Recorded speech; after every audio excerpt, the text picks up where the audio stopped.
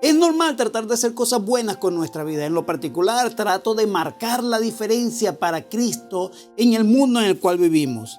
Que mi vida sea un legado que produzca un significado eterno. La realidad es que quisiera, cuando estuviese allí delante de la presencia de Dios, pararme frente a Él y sentirme bien. Y no que dejé de hacer algo o que sentirme con vergüenza, sino pararme delante de la presencia de Dios y que todo esté bien. Ese es el sentir que sintamos que cumplimos con lo que teníamos que haber hecho, con el propósito que Él tenía para con mi vida. Eso es lo que deseo que ocurra en mi vida, que lo que ocurra en mi entorno. Pero ¿qué hacer cuando sientes que los problemas del mundo son demasiado grandes y que se es demasiado pequeño para lograr los propósitos, para lograr un propósito eterno, para lograr impactar a las personas que están alrededor? Cuando sentimos que incluso no tenemos los recursos, cuando sentimos que realmente somos tan ordinarios que no podemos lograr alcanzar lo que Dios tiene para nosotros. Pareciera como que si el mundo estuviese en nuestra contra y no podemos ir más allá. ¿Qué vamos a hacer? ¿Qué podemos hacer? ¿Alguna vez te has sentido así? ¿Te sientes identificado con esto? ¿Te sientes identificado de tal manera que sientes que los problemas y todo tienes en tu contra? ¿Te sientes identificado que no puedes lograr realmente lo que Dios ha puesto en tu vida? Por eso me llama la atención y me fascina la historia de Samgar. Samgar, este juez que encontramos allí en el capítulo 3 de Jueces, en el versículo 31. Permíteme leerlo en un momento. Dice así: después de él fue Samgar, hijo de Anat, el cual mató a 600 hombres de los filisteos con una aguijada de bueyes. Y él también salvó a Israel. Aquí podemos ver a Samgar.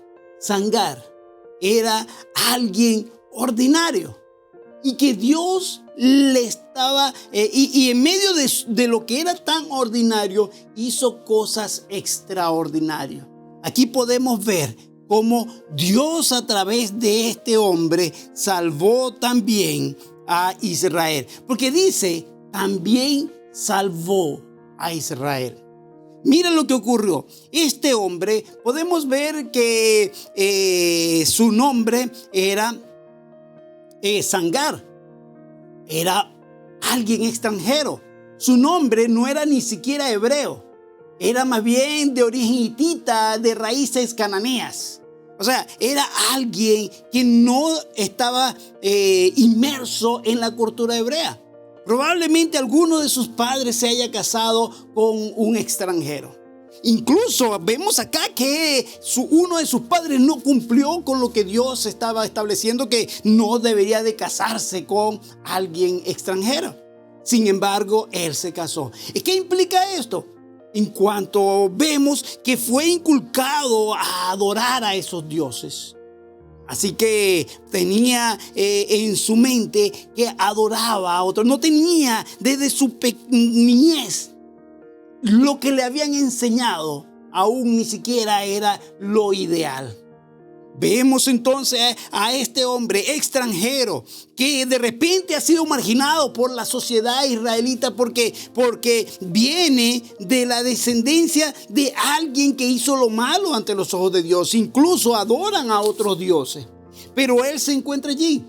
No es un gran general, no es un gran caudillo militar. Simplemente es un granjero y se encuentra allí en su finca. Allí está con una vara de arriar bueyes. Y de repente ve que los enemigos empiezan a destruir y empiezan a avanzar y van destruyendo la ciudad y van destruyendo una finca, luego vienen destruyendo otra y así van acabando con esto. Y ve que los filisteos se van acercando y él lo que tiene es esa vara. Y cuando llegan a su finca, cree lo que Dios le está diciendo y empieza a luchar. Y por fin derrota a uno de estos filisteos. Y sigue peleando. Y luego cae el segundo. Y cae el tercero. Y caen 5 más. Así que van 10.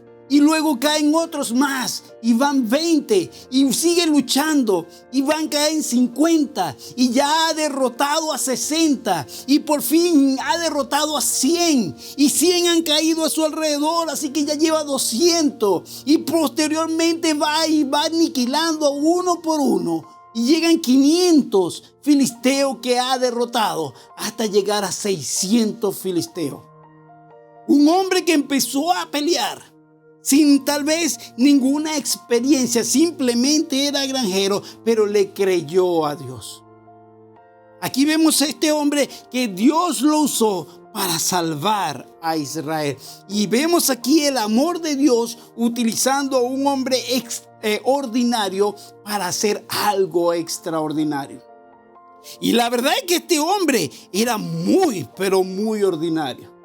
Cuando vemos las desventajas que tenía Sangar, son muchísimas las desventajas. ¿Cómo es posible que este hombre pueda hacer algo en favor de Dios? Cuando vemos la desventaja, lo primero que vemos es que era un extranjero.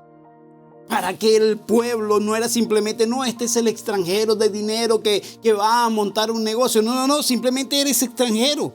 No tienes asidero con la cultura. Y en ese momento Israel está luchando contra todos los extranjeros. Él tiene un nombre ni siquiera hebreo. Tiene un nombre que no le pertenece a esa nación. Su nombre es de origen hitita, de raíces cananeas. Así que él le dice, mira, eres Sangar. Aquí podemos ver a alguien que lo primero es que no tiene posibilidad simplemente por ser extranjero, no tiene ciertos privilegios, sino una gran desventaja. La segunda desventaja que vemos es en cuanto a su educación. Por tener a uno de sus padres que no era hebreo, su educación no iba a ser solamente adorar a Dios, sino que allí le inculcaron incluso adorar a la diosa cananita Anat. La diosa Anat era la hermana de Baal, la diosa de la guerra, y le inculcaron adorar a falsos dioses, le inculcaron adorar no al Dios verdadero. Ya en su mente, desde pequeño le están enseñando lo opuesto, lo malo. ¿Cómo puede ser posible que Sangar pueda generar victoria a Dios? ¿Cómo puede ser que Dios vaya a usar a alguien de esta manera? Si a alguien desde pequeño tiene a padres que no le inculcaron lo bueno, padres que no adoraban a Dios, padres que no lo llevaron por el buen camino. Él pudiera estar allí sumergido en su pasado y recordando todas las cosas que vivió, porque en mi pasado, mi juventud, mi niñez, me enseñaron esto, porque yo no tuve esto como los demás vecinos, porque yo no tuve esto como los demás. Y tal vez él pudiera estar allí metido en su mente, preocupado, frustrado, porque tal vez en su pasado no fue lo que muchos alrededor sí fueron, porque no tuvo la misma educación que tuvieron los demás. Allí podemos ver también incluso hasta el nombre que le dieron a él. Decíamos que era un nombre que no era hebreo, pero el significado del nombre llama mucho la atención. Lo tercero que vemos es el nombre que tiene. El nombre significa el que huye. ¿Sabes? Cuando tú le inculcas a un niño desde pequeño algo, eso va a quedar en su mente. Eso va a quedar para siempre. Y yo recuerdo que cuando mis hijos eran pequeños, yo les decía que la matemática era muy linda. Era sabrosa, era buena. Y a ellos les quedó eso grabado y ellos sin problema alguno ven los ejercicios de matemática.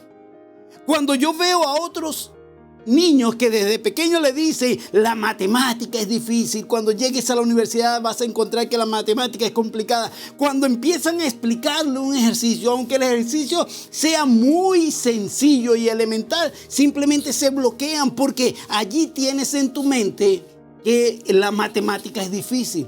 Cuando se le enseña a un niño algo desde pequeño, eso es lo que va a tener en su cabeza. La palabra de Dios dice: instruye al niño en sus caminos y aun cuando fuere viejo no se apartará de él.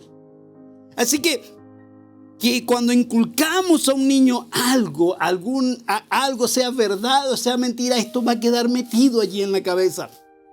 Y a esos niños se les llamaba y se les bendecía con un nombre en particular, porque este hombre iba a determinar lo que él era. El nombre de Sangar, lo que significaba Sangar, es el que huye. Así que en otras palabras le estás diciendo a él: mira, cuando venga cualquier problema, huye. Sabes, tú eres el que tienes que dejarla huir, tú eres el cobarde. Le estás inculcando que no enfrente los problemas, le estás inculcando que tiene que correr. Desde pequeño le estás diciendo: ¿sabes qué? Tú, cuando veas alguna situación, huye, no termines, no concluyas las cosas y déjalas inconclusas. Tienes que huir, tienes que escapar. Así que entonces vemos a alguien que tiene una mala educación, a alguien que no tiene las ventajas de la ciudadanía, a alguien que incluso le han inculcado temor a la vida desde su niñez. Lo cuarto que vemos es que era inexperto. ¿Cuál era su profesión? Simplemente era granjero, no era un caudillo, no era un general, no era alguien que estaba al frente de un gran ejército, simplemente era granjero. Y como granjero se enfrentó a todo este ejército. Él podía haberle dicho a Dios. Y lo que más me llama la atención es que la referencia de Sangar solamente la vamos a encontrar en un versículo tan pequeño. Y allí nos vemos cómo Sangar le dijo a Dios: sabes, no, Dios, yo no tengo nada en las manos. No, Señor, pobre de mí, ¿no ves que no puedo hacer nada? No, Señor, mira, mi pasado. No dio excusas. No dio excusa a pesar de que no era experto. No dio excusa diciendo: bueno, Señor, cuando me des. No dio excusa en lo absoluto. Él tenía todo para fracasar. Era alguien ordinario. Fácilmente podemos decir: ¿cómo puede ser que esta persona vaya a triunfar en la vida? ¿Cómo puede ser que esta persona vaya a ser usada por Dios? Eso no cabe en la cabeza de nadie. Nadie puede decir que Dios vaya a usar a alguien tan incapaz, a alguien con tantas desventajas. La realidad es que yo no lo utilizaría. ¿Cómo puedes usar a alguien así, Dios? Pero Dios, de lo ordinario, saca lo extraordinario. Lo extraordinario del ordinario no es la persona, sino es Dios que obra en medio de esa persona. Lo quinto que vemos es el recurso. ¿Qué recurso tenía él? Él no tenía armamento. A los hebreos, los filisteos le habían prohibido tener armas. Obviamente, de esta manera no podrían sublevarse. Así que tenían prohibido tener armas. Él lo que tenía era una vara para arriar los bueyes. Y con eso fue que luchó. Con eso fue que se enfrentó. El recurso era un recurso limitado. El recurso, podemos decir que no tenía nada en sus manos. Ay, Señor, necesito esto para servirte. Si tú me dieras. No dijo eso. ¿Qué tengo a la mano? Lo que tengo es esto. Bueno, con esto te adoro, Dios. Con esto voy a hacer el propósito que tienes con mi vida, para los que están a mi alrededor. Por algo me lo diste. Algo debe servir lo que tengo. Algo debe servir para lo que tú me has diseñado. No necesito otra cosa más porque lo que tengo es suficiente, pensaba Agar. Así que aquí vemos las grandes desventajas. No tenía recursos. Era alguien inexperto. Era alguien predestinado a perder, a huir con su nombre. Su educación era completamente opuesta a seguir a Dios. Era alguien que no tenía los privilegios por ser extranjero. Vemos completamente todo lo opuesto. es que la gloria de Dios particularmente se muestra al salvar mediante instrumentos desconocidos y apenas conocidos por nosotros. 3 cosas que Sangar hizo en su vida produjeron un impacto extraordinario. 3 cosas que vamos a ver que Dios permita que también la tengamos nosotros en nuestras vidas. Que no nos quedemos simplemente con las quejas de nuestras desventajas, sino que veamos lo que Dios puede hacer en nosotros. Y hay 3 cosas que Sangar hizo que le permitieron tener un impacto extraordinario en medio de lo que estaba haciendo. Lo primero que vemos es la actitud. Le ofreció a Dios su voluntad. No es que, bueno, Dios tal vez, pero no, espérate. No, simplemente ofreció a Dios su voluntad. La actitud que tenía es, lo vamos a hacer, no importa. No importa la desventaja, no importa lo que esté en contra, no importa si todo pareciera que fuera a desmoronarse, no importa lo ocupado que estoy, porque estoy arreando los bueyes, estoy haciendo una cosa, no importa que todo pareciera que estuviese en contra. No, la actitud es, vamos a hacerlo ya.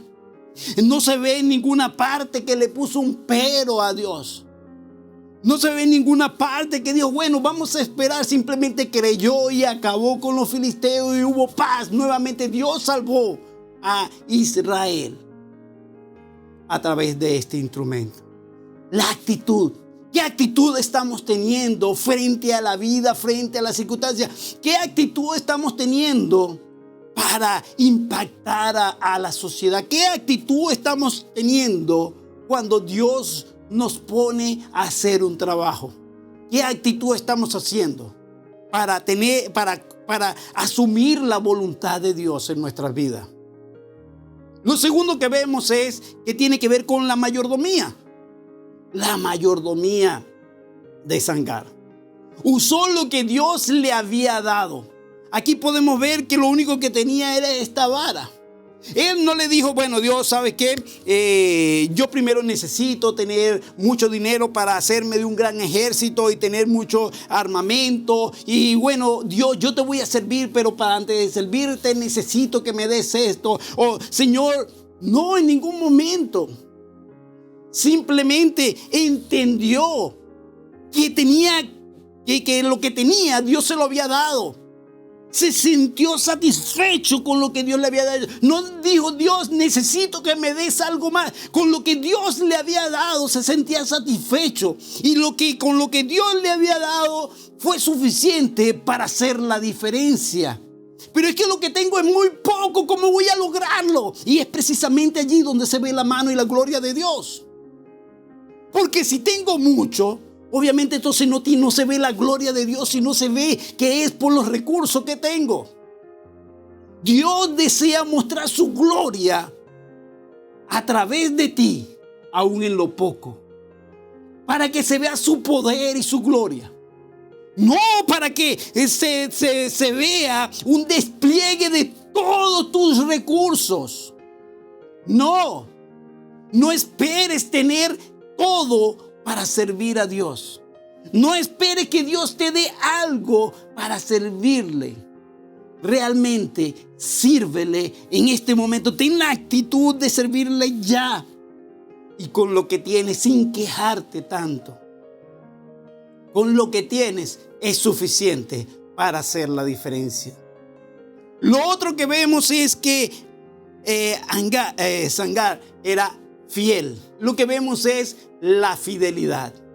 Él se mantuvo fiel a quien Dios quería que él fuera, sin importar lo que le habían enseñado, sin importar lo que tal vez su mente le decía que huyera, sin importar que algunos adoraban a otros dioses. Él se mantuvo fiel al verdadero Dios, sin importar que veía a los filisteos llegar, 600 hombres armados, fuertemente armados, experimentados.